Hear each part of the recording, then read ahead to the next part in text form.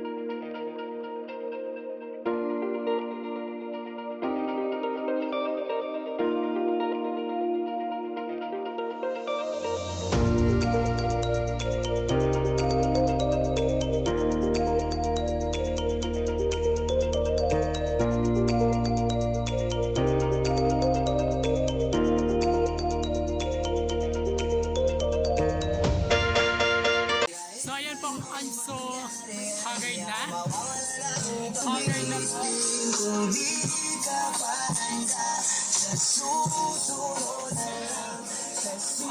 Medyo nasa kalahati na kami. Woo!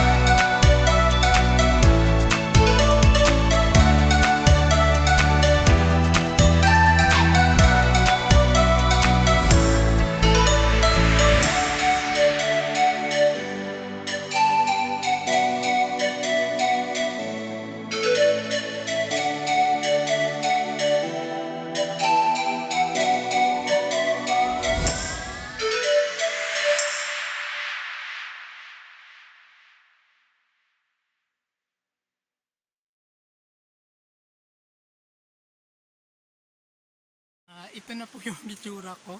Nakikita nyo. Ito po yung pawis ko. No, tumatagaktak na sa pawis ang aking. Actually po, pagod na ako. Pero kailangan ay hindi ka sumuko. Sabi nga nila na, ano pa, so, yun nga, sabi nga nila na hanggat may pagsubok, huwag sumuko. Ayan, isa pong patunay na kaming mga taga-Kahidyokan ay matitibay yung yung tuhod. Basta mga taga-Kahidyokan, matibay! Ayan. So, super haggard na talaga. No? So, ayan po. Hindi ko po alam kung malayo pa kami or malapit na kasi first time ko po na umakyat ng bundok dito sa Panagintingan. So, yan. Matatagpuan lang natin ito sa area lang po ng Kahidyokan. So, mamaya itutur ko kayo sa paliguan. Sabi ni ma'am ay malapit na daw. Hay, salamat. Maayo man. Lagi na hapo, lagi na po. Patunay na malapit na kami. Nakikita na po natin yung school, elementary school. Panagintingan. Panagintingan Elementary School. Yon. Ayan. Malapit na talaga kami sa campsite namin. Kaya kung susubukin nyo po na suungin itong Panagintingan, no, kailangan kumain ka muna ng 10 balot para titibay yung mga tuhod nyo, no? So that I think ano pa yung 10 balot, hindi pa siya sapat. Mga 50 siguro. So, ayun po, andito na po kami. Ayan. Yan po yung beauty ng Kahidyokan nature. Ayan. Buti pa sila nakapahinga na. So, welcome to Panagintingan Elementary School. So ayan po. Ay, salamat, ligtas man.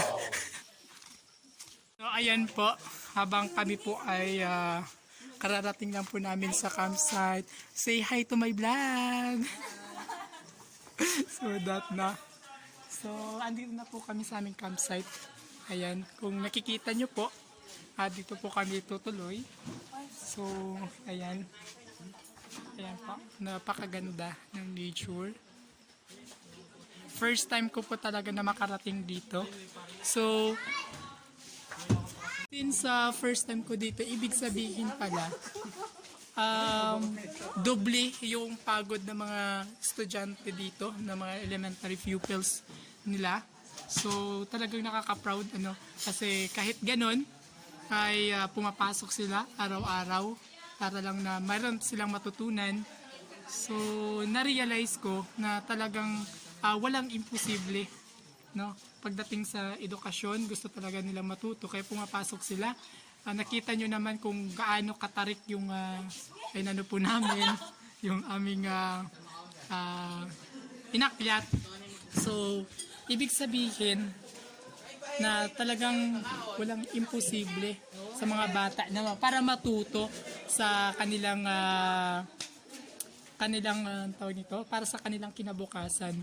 So, mamaya, babalikan ko po kayo mamaya. Bye! A few moments later.